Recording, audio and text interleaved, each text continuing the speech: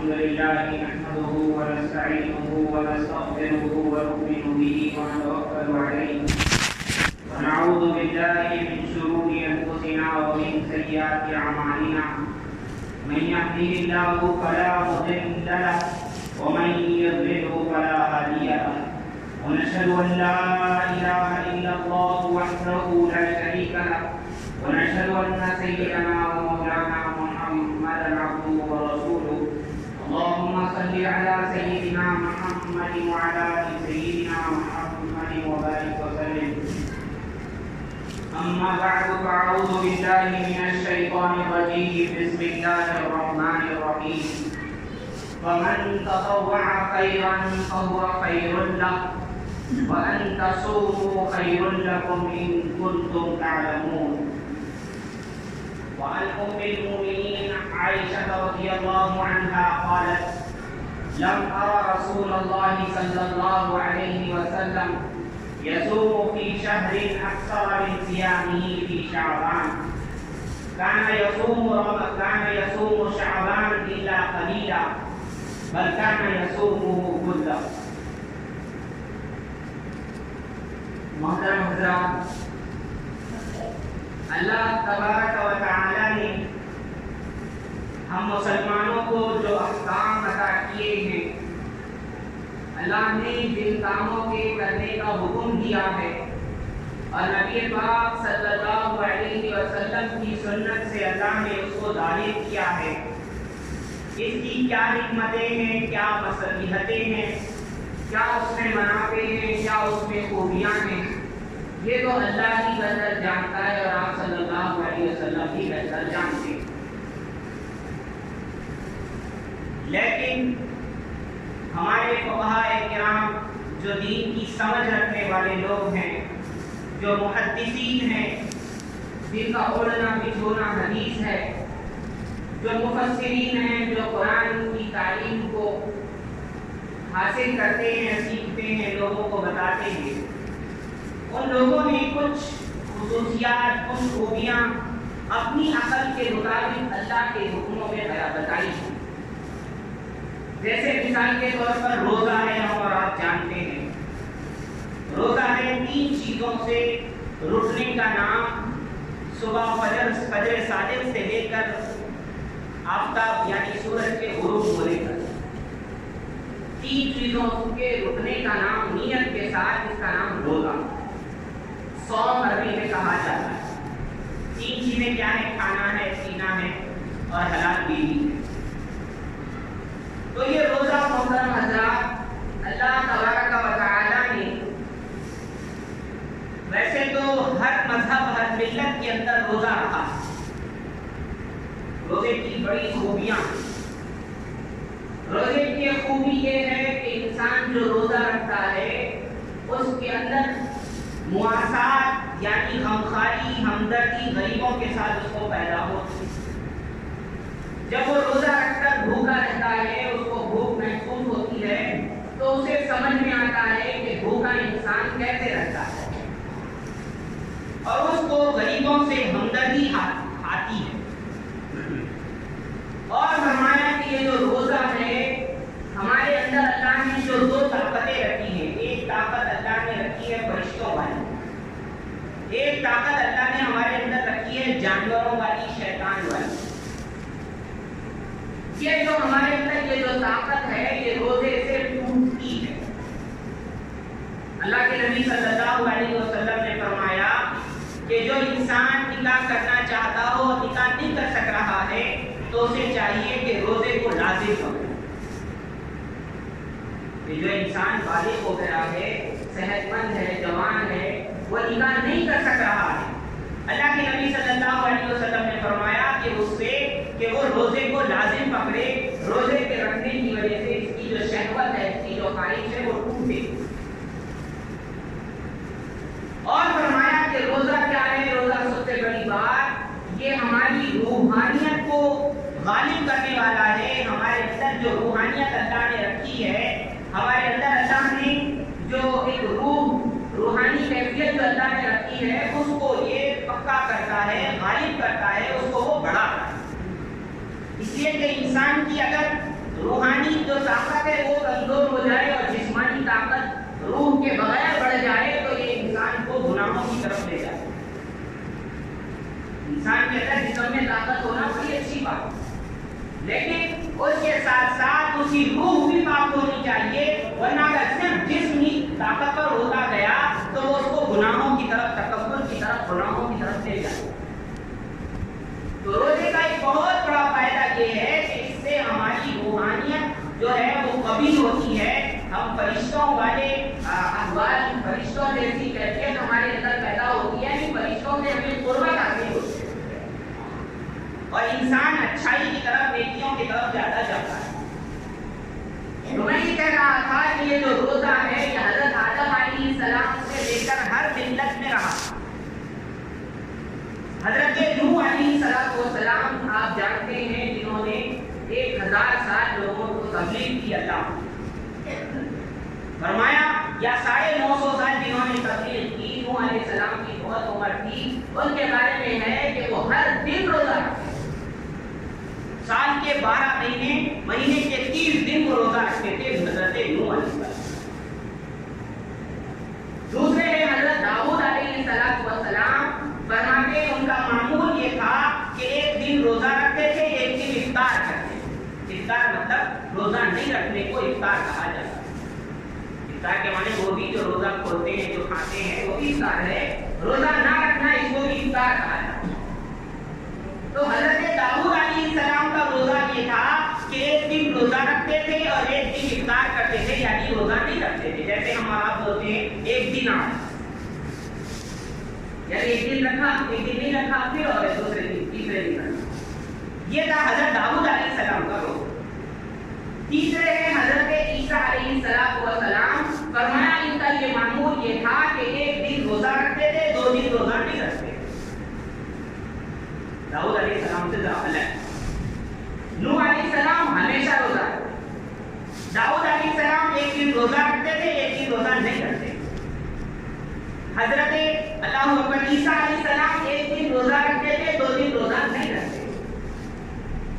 دیکھو ہمارے پیارے آقا محمد رسول اللہ صلی اللہ علیہ وسلم کی اس روزہ رکھنے نہ رکھنے میں بھی شان نرالی ہے کہ آپ صلی اللہ علیہ وسلم کا معمول کیا تھا روزے کے سلسلے میں. فرمایا اللہ کے نبی صلی اللہ علیہ وسلم کی پیاری بیوی حضرت عائشہ رضی اللہ تعالیٰ عنہا فرماتی ہے کہ حضور روزہ رکھتے تو اتنا رکھتے ہم سمجھتے کہ اس مہینے میں کسی دن روزہ چھوڑیں گے ہی، اور کبھی حضور روزہ نہ رکھتے تو اتنا نہ رکھتے کہ ہم سمجھتے کہ اس مہینے میں روزہ رکھیں گے. اور آپ صلی اللہ علیہ وسلم کا معمول یہ تھا کہ آپ صلی اللہ علیہ وسلم جمعرات کے دن کا روزہ رکھتے. آپ صلی اللہ علیہ وسلم سے کسی صحابی نے پوچھا، آپ صلی اللہ علیہ وسلم نے فرمایا ہفتے کے اعمال جمعرات کے دن پیش کیے جاتے ہیں، اس لیے میں جمعرات کے دن کا روزہ رکھتا ہوں. اور آپ صلی اللہ علیہ وسلم کا معمول یہ تھا کہ پیر کے دن کا روزہ رکھتے تھے. آپ صلی اللہ علیہ وسلم نے فرمایا اس دن میری پیدائش ہوئی ہے، جس کی وجہ سے میں پیر کے دن کا روزہ رکھتا ہوں. اور آپ صلی اللہ علیہ وسلم کا معمول یہ تھا کہ اکثر مہینوں کی شروعات کے 3 دنوں کے روزہ رکھتے تھے، یعنی ہر مہینے میں 3 دن کا روزہ رکھتے، 3 دن روزے رکھتے. اب وہ 3 دن روزے کیوں رکھتے تھے؟ کیا بات تھی؟ بات یہ ہے کہ ہماری شریعت میں یہ بات ہے من جاء بالحسنۃ فلہ عشر امثالها، کہ کوئی انسان ایک نیکی اللہ کے پاس لے کر کے جائے گا، اللہ اس کو 10 نیکیوں کا ثواب دے گا. اس کا مطلب کوئی انسان ہر مہینے میں 3 دن روزہ رکھتا ہے، ایسا سمجھو کہ پورا مہینہ روزہ رکھتا ہے. یہ ایک روزہ 10 روزوں کے برابر، ایک نیکی 10 نیکیوں کے برابر. تو اس لیے آپ صلی اللہ علیہ وسلم ہر مہینے 3 دن روزہ رکھتے ہیں. اور آپ صلی اللہ علیہ وسلم کے بارے میں آتا ہے آپ صلی اللہ علیہ وسلم ایام 20 13 14 15 چاند کی 3 تاریخوں میں آپ صلی اللہ علیہ وسلم روزہ رکھتے ہیں. اور آپ صلی اللہ علیہ وسلم کے بارے میں آتا ہے آپ صلی اللہ علیہ وسلم محرم کے شروع کے 10 دن کے یا محرم کے ایک دن 10ویں دن کا روزہ آپ صلی اللہ علیہ وسلم رکھتے ہیں. اور آپ صلی اللہ علیہ وسلم کا معمول یہ ہے جو ذوالحجہ کا مہینہ ہے، جس کو حج کا مہینہ کہا جاتا ہے، اس کے 10 دن کے روزے رکھتے تھے، شروع کے 10 دن. الحجہ کے جو حج کا مہینہ ہے ذی الحجہ اس کے شروع کے جو 10 دن ہیں آپ صلی اللہ علیہ وسلم ان 10 دنوں کا روزہ رکھتے ہیں. تو یہ آپ صلی اللہ علیہ وسلم کا معمول. اب آپ اور میں جانتے ہیں کہ یہ شعبان کا مہینہ چل رہا ہے. اللہ کے نبی صلی اللہ علیہ وسلم نے ایک دعا کی رجب کی شروعات میں. جب آپ صلی اللہ علیہ وسلم نے رجب کا چاند دیکھا آپ صلی اللہ علیہ وسلم نے فرمایا اللہم بارک لنا فی رجب و شعبان. اے اللہ ہمیں برکت عطا فرما رجب میں اور شعبان میں. حضور دعا فرما رہے اے اللہ ہمیں برکت عطا فرما رجب میں اور شعبان میں. وبلغنا الی رمضان اور اے اللہ ہمیں رمضان تک پہنچا دے صحیح و سلامت. یہ آپ صلی اللہ علیہ وسلم کی دعا. اور شعبان فرمایا شعبان وہ مہینہ ہے. اللہ کے نبی صلی اللہ علیہ وسلم سے ایک صحابی نے آ کر کے پوچھا ہے نبی صلی اللہ علیہ وسلم میں آپ کو دیکھتا ہوں کہ اس مہینے میں اکثر آپ روزہ رکھتے ہیں. تو آپ صلی اللہ علیہ وسلم نے فرمایا وہ حضرت اسامہ رضی اللہ تعالیٰ عنہ ہے. آپ صلی اللہ علیہ وسلم نے فرمایا دیکھو اسامہ یہ وہ مہینہ ہے جو رجب اور رجب اور رمضان کے بیچ میں ہے اور اکثر لوگ یہ ہیں جو ہیں اس امت کی برکات سے غافل اس مہینے کی برکات سے غافل ہیں. ان کو معلوم نہیں ہے کہ یہ شعبان کا مہینہ کتنا بہترین. اور فرمایا یہ شعبان کے مہینے میں اکثر روزے اس لیے رکھتا ہوں کہ اللہ تبارک و تعالیٰ کے یہاں لوگوں کے اعمال نامے پیش کیے جاتے ہیں اس مہینے کے اندر. تو میں یہ چاہتا ہوں کہ میرا اعمال نامہ جب اللہ کے سامنے پیش کیا جائے تو میں روزے سے رہوں روزے کی حالت میں. اس لیے میں شعبان کے مہینے میں اکثر روزہ رہتا ہوں. جب شعبان کی بات نکل چلی ہے تو سنیے شعبان کے بارے میں اللہ کے نبی صلی اللہ علیہ وسلم کی ایک روایت ہے. آپ صلی اللہ علیہ وسلم نے فرمایا رجب یہ اللہ کا مہینہ شعبان میرا مہینہ ہے. حضور اپنی طرف کی نسبت کر کسی چیز کی نسبت جب حضور کی طرف ہو جائے فرمایا اس کی بلندی کا کیا کہنا اس کی عظمت کا اس کی بڑائی کا کیا کہنا. حضور فرماتے ہیں کہ شعبان میرا مہینہ اور حضور نے فرمایا رمضان یہ میری امت کا مہینہ. اور اما جان عائشہ رضی اللہ تعالیٰ عنہ فرماتی ہیں میں نے اللہ کے نبی صلی اللہ علیہ وسلم کو کسی مہینے میں اتنے روزے رکھتے ہوئے نہیں دیکھا جتنا شعبان کے مہینے میں روزے رکھتے ہیں. رمضان کے اندر تو پورے روزے رکھنا ہی ہے اور آپ صلی اللہ علیہ وسلم بھی رکھتے تھے تو سارے مسلمان رکھتے ہیں. اما جان عائشہ رضی اللہ عنہ فرماتی ہیں حضور کو شعبان کے مہینے سے زیادہ روزے رکھتے ہوئے میں نے کسی مہینے میں نہیں. یعنی آپ صلی اللہ علیہ وسلم شعبان میں بے حد روزے رکھتے ہیں. اور فرماتے ہیں محدثین اکرام یہ فرماتے ہیں کہ کبھی کیا ہوتا تھا اللہ کے نبی صلی اللہ علیہ وسلم اسفار کی وجہ سے سفروں کی وجہ سے جہاد میں جانے کی وجہ سے اور ضروریات کی وجہ سے آپ صلی اللہ علیہ وسلم سے یہ روزے کبھی چھوٹ جاتے ہیں سال کے اندر کسی مہینے میں. کون سے روزے؟ پیر یا جمعرات کا روزہ یا وہ 3 دن کے روزے یا ایام 20 کے روزے جو آپ صلی اللہ علیہ وسلم رکھتے تھے. یہ روزے آپ صلی اللہ علیہ وسلم سے چھوٹ جاتے تھے تو اس کی قضا اور تلافی کے طور پر آپ صلی اللہ علیہ وسلم اس کی قضا شعبان میں کرتے تھے. اور آپ صلی اللہ علیہ وسلم کا پیارا معمول یہ تھا کہ جب کوئی نیکی آپ صلی اللہ علیہ وسلم شروع کر دیتے تھے تو اس کو ساری زندگی کو کام آپ صلی اللہ علیہ وسلم ضرور کرتے. یعنی اس کو آپ صلی اللہ علیہ وسلم اللہ محمد نبھاتے تھے یعنی کبھی چھوڑتے نہیں تھے. یعنی کوئی کام اگر نفلی طور پر بھی آپ صلی اللہ علیہ وسلم نے ایک مرتبہ زندگی میں کر لیا تو اس کو اپنی زندگی ہمیشہ بھر اس کو کرتے ہی رہتے. اس لیے کہ اللہ کے نبی صلی اللہ علیہ وسلم نے خود فرمایا ہے حق الاعمال الی اللہ ادومها وان قل. اللہ کے نزدیک سارے عملوں میں سب سے پسندیدہ عمل اللہ کے نزدیک وہ ہے جو ہمیشہ کیا جائے اگرچہ تھوڑا ہو لیکن ہمیشہ کیا جائے. یہ نہیں کہ ایک دن کر لیا ایک دن چھوڑ دیا یا ہمیشہ کے لیے چھوڑ دیا.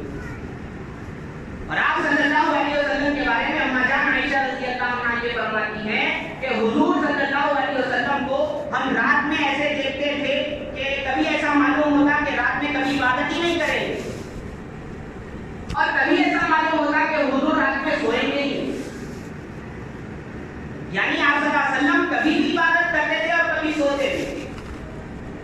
وہ اس لیے کہ امت کو تعلیم ہو یعنی اپنے نفس کی حقوق کی رعایت کرتے ہوئے آپ صلی اللہ علیہ وسلم ایسا عمل کرتے تھے. اور محدثین فرماتے ہیں چونکہ ہر رات کے حصے میں حضور کی عبادت کی برکت آ جائے اس لیے حضور رات کے کسی بھی حصے میں کبھی بھی اٹھ کر کے عبادت کرتے. یعنی کل قیامت میں رات کا کوئی حصہ یہ شکوہ نہ کر دے کہ حضور میرے حصے میں آپ نے عبادت نہیں.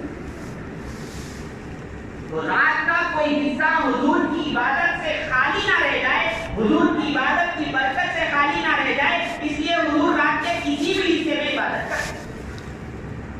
یعنی سوتے بھی کبھی بھی تھے اور عبادت بھی کبھی کر لیتے. اس کا مطلب یہ ہے کہ حضور کا جو عمل تھا وہ اعتدال والا.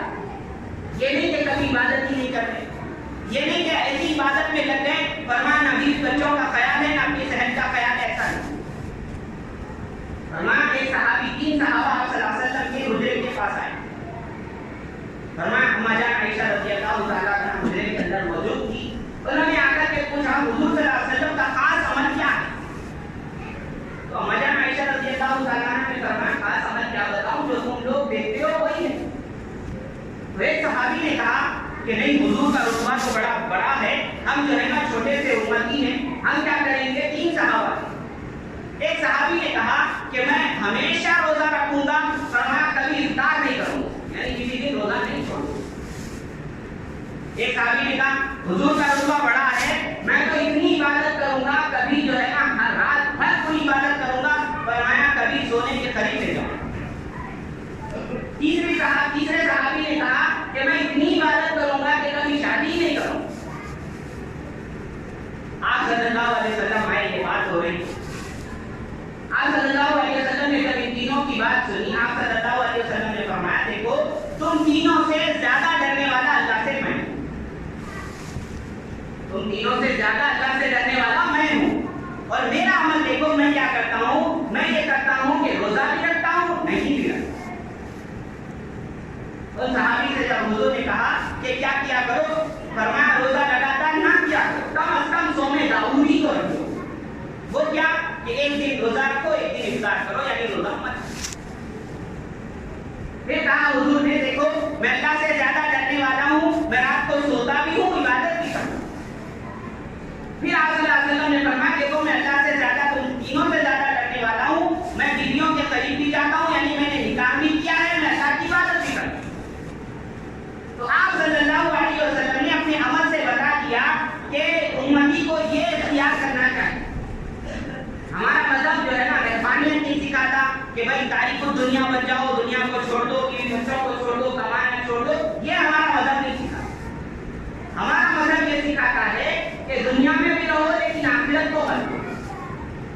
میں نے قرآن کریم کی آیت پڑھی تھی, اللہ تعالیٰ فرماتے ہیں فمن تطوع خیرا فہو خیر لہ. جو کوئی خوشی سے نیکی کرے تو یہ نیکی اسی کے لیے بہتر ہے, اس کا ثواب کوئی اسی کو ملنے والا ہے, لیکن اس کو معلوم ہو جائے. اللہ فرماتے ہیں فمن تطوع خیرا فہو خیر لہ. جو کوئی خوشی سے نیکی کرے تو اس کے لیے بھی بہتر ہے. اور اللہ نے فرمایا وَأَن تَصُومُوا خَيْرٌ لَكُمْ إِن كُنتُمْ تَعْلَمُونَ. اور یہ دیکھو تم روزے ہی رکھ لو, یہ تمہارے لیے بہتر ہے اگر تم علم رکھتے.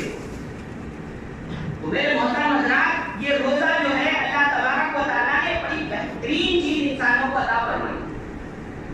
آج کی سائنس, آج کے ڈاکٹر لوگ انسان کو یہ بتاتے ہیں کہ بھائی تم ڈائٹنگ کرو, فرمایا مہینے ایک سال کے اندر 1 مہینہ کم کھاؤ, اور بڑی بڑی خوبیاں یہ لوگ بتاتے ہیں کہ انسان جب ہمیشہ کھاتا رہتا ہے تو اس کا جو جگر ہوتا ہے یا اس کی جو تیلی ہوتی ہے, جگر ہوتا ہے, اس کے اوپر خوب بار پڑتا ہے, جس کے پڑنے کی وجہ سے اس کے جسم میں فرمایا اس کا خون جو ہے نا جمنے لگتا ہے اور دوسری خرابیاں آنے لگتی ہیں.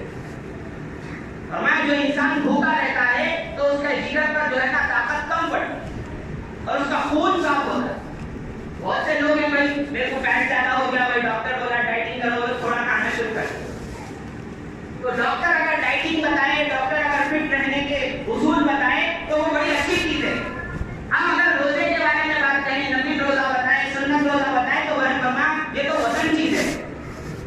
اسی لیے اللہ نے شاید ہم کو دیکھتے ہوئے رکھ دیا کہ بیٹے تم کیا بھی کر لو, سال کے 1 مہینہ تو تمہیں تو روزہ رکھاؤں گا.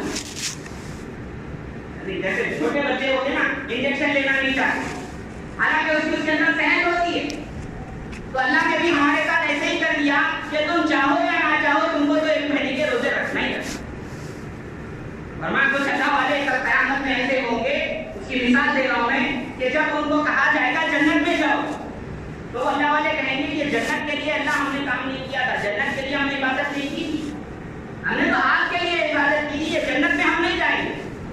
تو اللہ فرمائیں گے فرشتوں سے کہ نور کی بیڑیاں بناؤ اور نور کی بیڑیوں میں جکڑ کے ان کو جنت میں لے جاؤ۔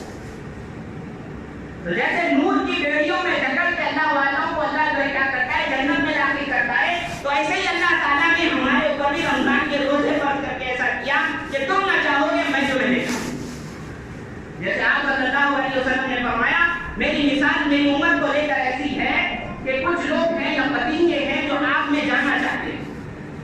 پتنگے آپ دیکھتے ہوں گے جو چھوٹے چھوٹے پرندے ہوتے ہیں جو لائٹ کے قریب جاتے ہیں، شمع جو ہوتی ہے موم بتی کے قریب جاتے ہیں اور جا کے مرتے ہیں، ان کو روکا جاتا ہے وہ اس کے قریب جاتے ہیں۔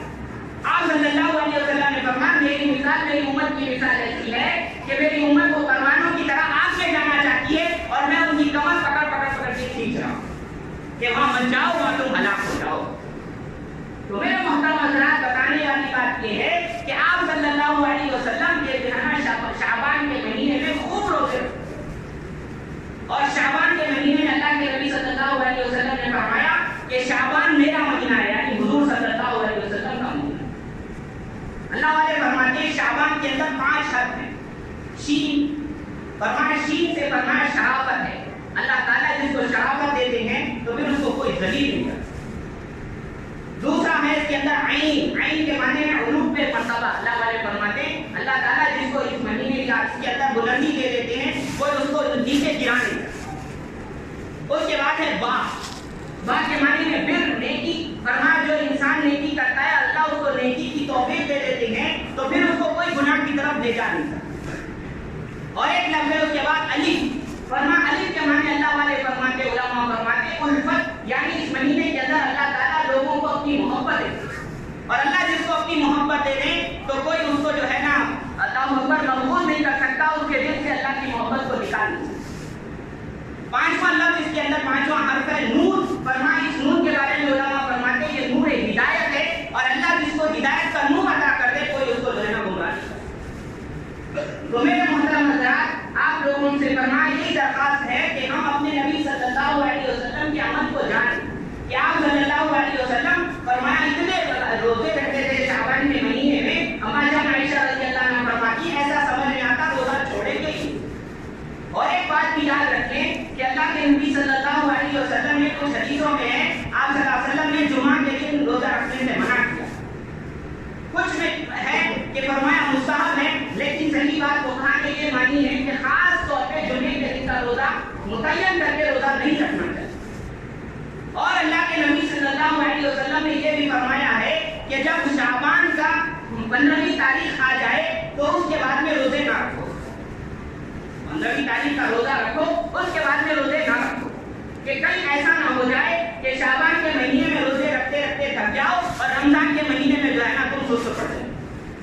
اس لیے آپ صلی اللہ علیہ وسلم کی ایک روایت یہ بھی ہے کہ فرمایا 15ویں شعبان کے بعد میں روزہ نہیں رکھنا چاہیے، 15ویں شعبان کا تو رکھنا چاہیے اس کے بعد میں نہیں رکھنا چاہیے۔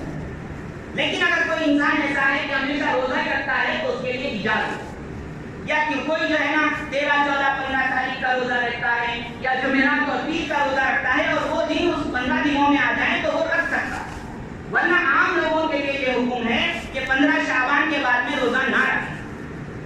اور یہاں تک کہ تو اللہ والوں نے فرمایا اس میں تو خوب گھی وغیرہ کھاؤ اور مضبوط ہو جاؤ رمضان کے روزوں کے لیے تیار ہو، اس لیے کہ انسان 15 دن سے ایک مہینے سے کوئی چیز کے بارے میں دھیان میں رکھتا ہے، مینٹلی ریپیئر ہو جاتا ہے تو وہ چیز اس کو آسان ہو جاتا ہے۔ جیسے دیکھو سیزن آ رہا بولے تو ہر کسی کو جو ہے نا خریدنا بیچنا آسان ہو جاتا ہے، ورنہ ایسے ہی اگر رمضان کے بارے میں ہم یہ ذہن میں رکھیں گے کہ نہیں بھائی روزہ رکھنا ہے اور بڑے اہتمام سے رکھنا ہے، جیسے اس کی فضیلتیں آگے آئیں گی، ایک بات ذہن میں رکھ لو کہ یہ روزہ رکھنا ہی رکھنا ہے رمضان کا روزہ، ورنہ اللہ نے فرض کیا ہے جیسے نماز فرض ہے ایسے ہی روزہ فرض، اور اللہ کے نبی صلی اللہ علیہ وسلم نے فرمایا بغیر شرعی عذر کے اگر کسی نے ایک دن کا رمضان کا روزہ چھوڑ دیا قیامت تک فرمایا اس کی اگر عمر رہے روزے رکھے تب بھی اس ایک روزے کا ثواب دے۔ اور ایک صحابی شعبان کے بارے میں اللہ کے نبی صلی اللہ علیہ وسلم سے پوچھنے لگے، نبی صلی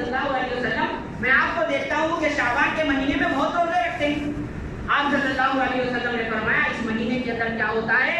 فرمایا جو لوگ 1 سال تک مرنے والے ہیں، جن کی موت آنے والی ہے، ان کے نام لکھے جاتے ہیں۔